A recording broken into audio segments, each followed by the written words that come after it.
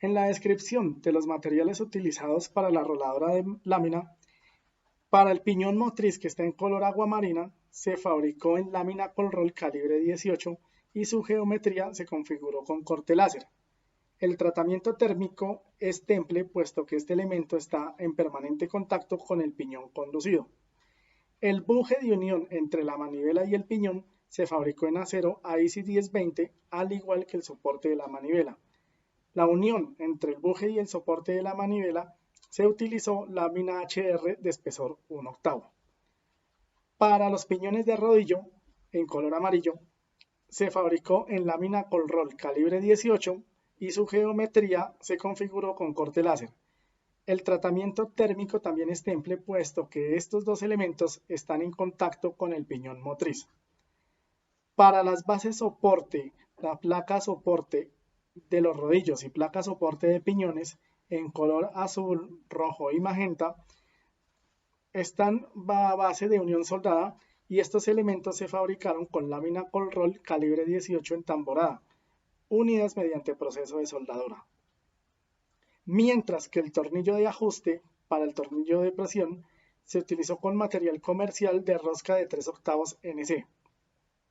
Para los rodillos de transmisión y uno de presión, color verde y azul respectivamente, se fabricaron con tubos de diámetro 2 milímetros en Colroll calibre 18.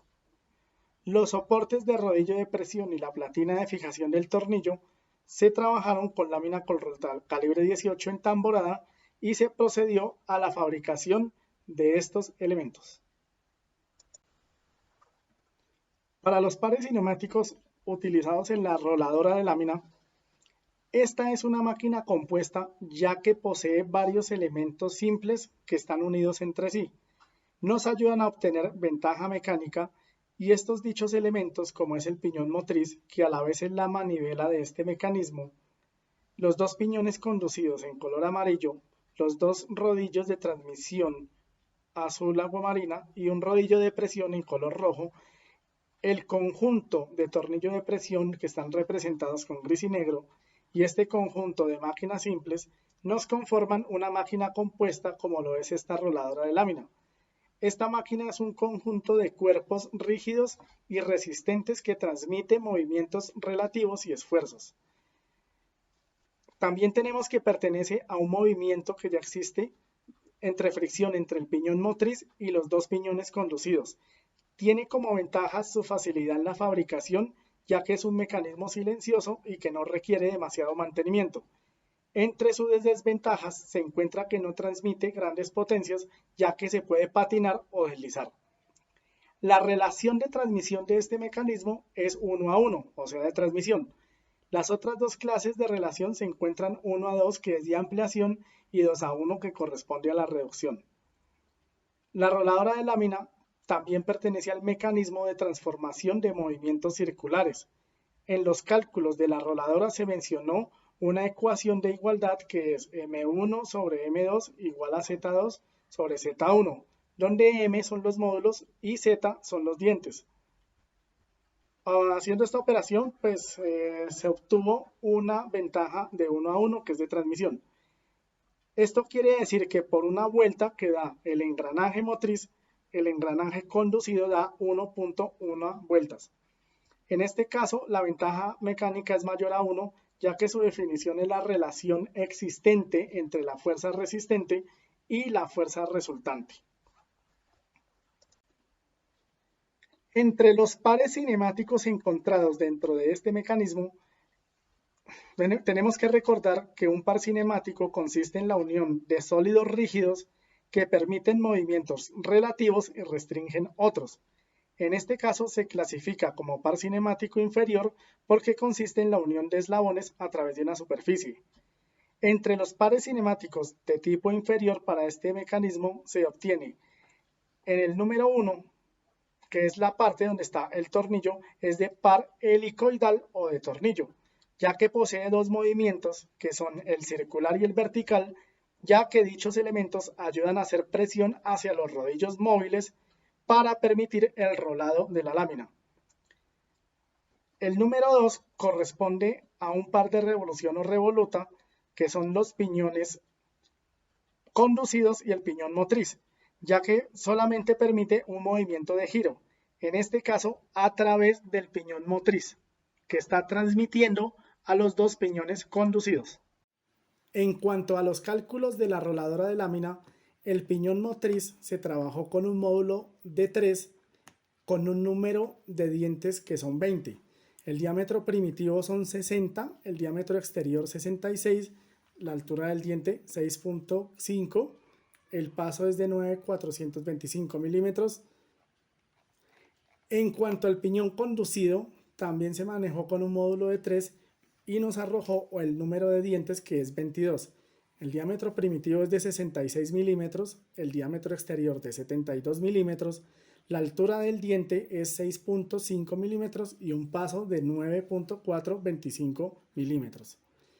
Para hallar la distancia entre centros de los engranajes, se utilizó la expresión diámetro primitivo 1 más diámetro primitivo 2 dividido entre 2. Haciendo esta operación nos dio 63 milímetros entre centros.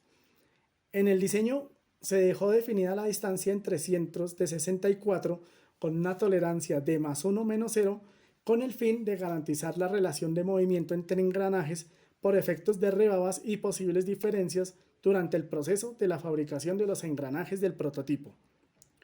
En cuanto a la relación de transmisión, se utilizaron las ecuaciones M1 sobre M2 igual a Z2 sobre Z1, donde M es el módulo y el Z es el número de dientes.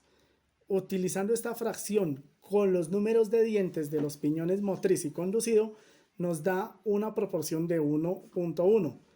Esto quiere decir que por cada vuelta que da el engranaje motriz, el engranaje conducido da 1.1 vueltas, siendo así un mecanismo de transmisión. Para hallar la velocidad tangencial de cada engranaje, se utilizó que W1 lo vamos a denominar como velocidad angular 1, W2 velocidad angular 2 y B la velocidad tangencial, que en este caso son iguales porque se encuentran en contacto. Aplicando las ecuaciones de la cinética, B es igual a W por R, donde el método de igualación será W por R2 igual a W por R1. Uno puede manejar que el W2 es igual a W1, eso multiplicado por R1 sobre R2, que es la relación en engranajes. También podemos aplicar la misma expresión pero con D1 sobre D2 al final, que es la relación entre diámetros, y W igual a W1 por la división entre Z1 y Z2, que es la relación entre los números de dientes.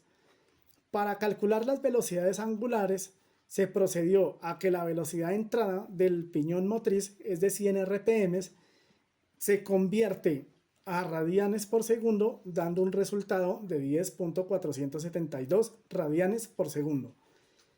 Hallando la velocidad angular, se aplica la ecuación W1, que es la velocidad angular 1, igual a W sub I, que es la velocidad inicial, y eso nos arroja 1.472 radianes por segundo. Finalmente se toman los diámetros y haciendo el reemplazo, ya teniendo la W1, que es 10.472, se multiplica entre la división de las distancias de los diámetros pasados a metros, dando como resultado final que la velocidad es de 11.51 radianes por segundo. La velocidad para los engranajes conducidos son iguales porque giran en el mismo eje de rotación.